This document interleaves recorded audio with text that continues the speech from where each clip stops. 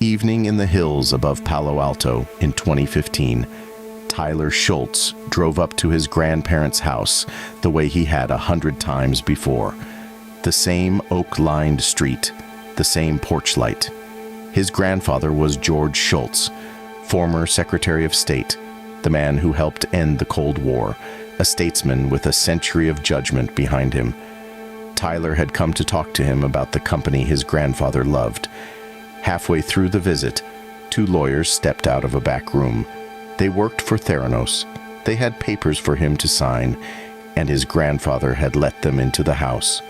Tyler was 25 years old, and in that moment, he understood something that the smartest men in America had not yet accepted.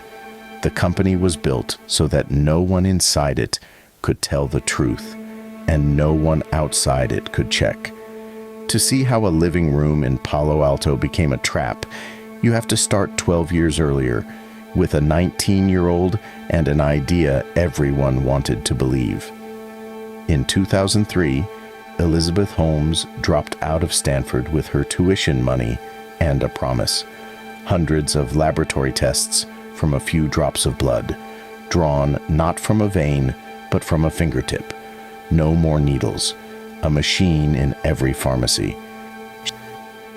She named the company Theranos, therapy and diagnosis welded together, and she built her image as carefully as her pitch. The black turtleneck, borrowed from Steve Jobs, the unblinking stare, a voice pitched low, like a door closing. A Stanford medical professor named Phyllis Gardner told her early on that the science could not work the way she described. Holmes stopped asking scientists. She asked statesmen instead. Henry Kissinger joined her board. So did James Mattis and former Secretary of Defense William Perry and George Shultz, who took to calling her the next Steve Jobs. By 2013, Walgreens was opening Theranos wellness centers inside its drugstores in Arizona, and real patients were rolling up their sleeves. The pitch was irresistible because the fear it answered is universal. Nobody likes the needle, and everybody wants the early warning. Investors put in more than $700 million. The Waltons, the DeVos family, Rupert Murdoch alone, wagering well over $100 million. In 2014, her face was on the cover of Fortune, and Forbes crowned her the youngest self-made female billionaire in America, worth $4.5 billion on paper. The company was valued at $9 billion. That was the Outermost Circle, a wall of famous names, glossy covers, and money, and it was the only circle the world was allowed to see. The building in Newark, California told a different story, and the building was sealed. Employees signed secrecy agreements before interviews. Teams were walled off from teams. Chemists could not talk to engineers. A question asked twice was a loyalty problem, and in the middle of it sat the machine, the Edison, named for the inventor who said he had not failed, only found 10,000 ways that did not work. The Edison was the size of a toaster, and it was failing quality control the way rain falls, routinely and in bulk. So the company improvised. Behind the curtain, most patient samples never touched an Edison at all. They were thinned down and run on ordinary commercial analyzers, machines from Siemens that any hospital could buy, while the results went out the door wearing the Theranos name. Investor reports carried the logos of Pfizer and Schering-Plough, placed there by Theranos itself, as if the pharmaceutical giants had blessed the technology. They had not. When investors visited, devices were staged for demonstrations, while the real analysis happened somewhere they would never walk. The pitch outside the wall and the practice inside it had come apart completely, and everyone inside knew it. Ian Gibbons knew it best. A British biochemist with 3 decades in blood diagnostics, he joined Theranos in 2005 as one of the first real scientists in the building. and he rose to chief scientist. He spent years trying to make the Edison honest, and years watching the claims outrun the chemistry. In 2010, he carried his concerns toward the board. He was fired for it, then quietly rehired when his colleagues protested, and he understood the new terms. He could stay, but the truth could not. In May of 2013, a lawsuit against the company reached for him.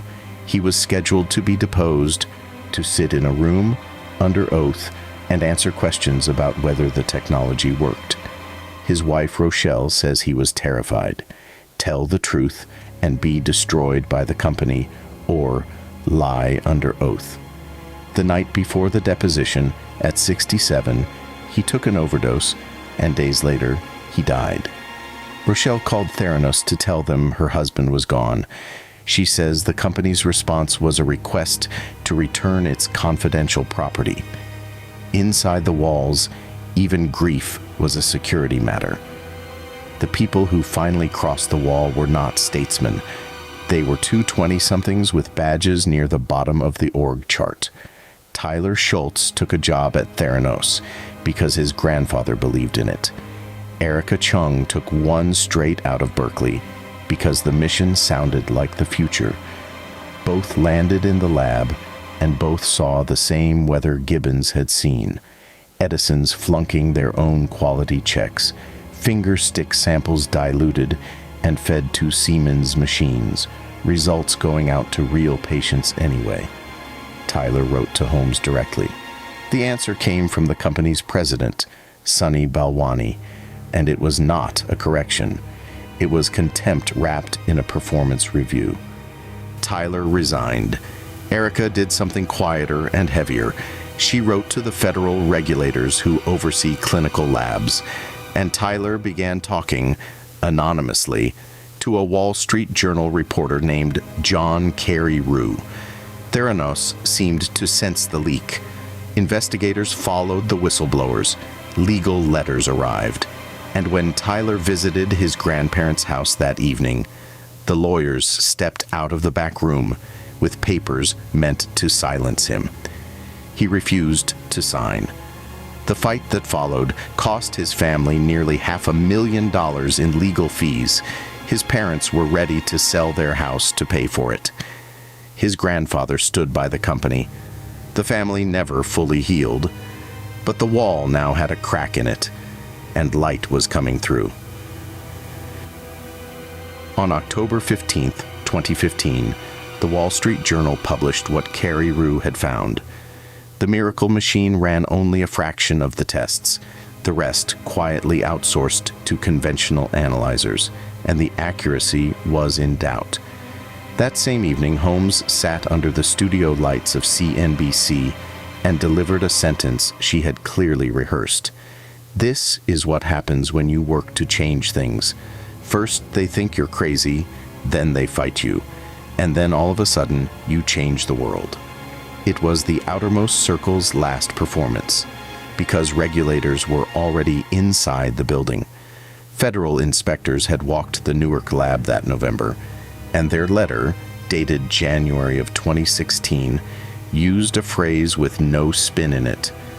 The laboratory posed immediate jeopardy to patient health and safety. The company would eventually throw out 2 years of Edison results, every test the machine had run in 2014 and 2015, tens of thousands of patients' worth of answers, erased as unreliable. Behind those numbers were waiting rooms. Brittany Gould, a medical assistant in Arizona who had lost 3 pregnancies, was told by a Theranos test that she was losing a 4th. A retest elsewhere found her daughter, alive, born healthy 8 months later. Erin Tompkins walked out of a Walgreens with a result suggesting HIV. 3 months of her life passed before another lab told her it was false. The regulators revoked the lab's license and banned Holmes from the industry. Walgreens shut every wellness center. Forbes reset her net worth from $4.5 billion to zero. And the believers headed for the exits. Rupert Murdoch, who had put $125 million behind Elizabeth Holmes, sold his entire stake back to the company for $1. In March of 2018, the Securities and Exchange Commission called Theranos what it was, in the agency's own words, a massive fraud. And 3 months later came the criminal indictment. The company dissolved that September. At trial, the jury heard from the investors, from the patients, from James Mattis himself, and in January of 2022, it returned a verdict as precise as a lab report: guilty of defrauding investors on 4 counts. On the charges of defrauding patients, not guilty. The jurors said she stood 1 step removed from the waiting room. 11.25 years. Balwani, tried separately, was convicted on every count and drew nearly 13. In May of 2023, she reported to a minimum security camp in Bryan, Texas, and the appeals fell away one by one. The Ninth Circuit affirmed everything, down to the $452 million she and Balwani owe the people they deceived. Then, in January of 2026, Elizabeth Holmes formally asked the President of the United States for clemency. In March, a judge trimmed a year from her sentence under a guideline written for first-time offenders. From the camp in Texas, she teaches classes to other inmates, sees her 2 small children in the visiting room, posts to millions of followers, and maintains to this day that she is innocent. She has always been at her best in front of an audience that wants to believe. That, in the end, was the company. The Edison could never pull a true answer from a single drop of blood. Elizabeth Holmes could always pull the answer she needed from a single true believer.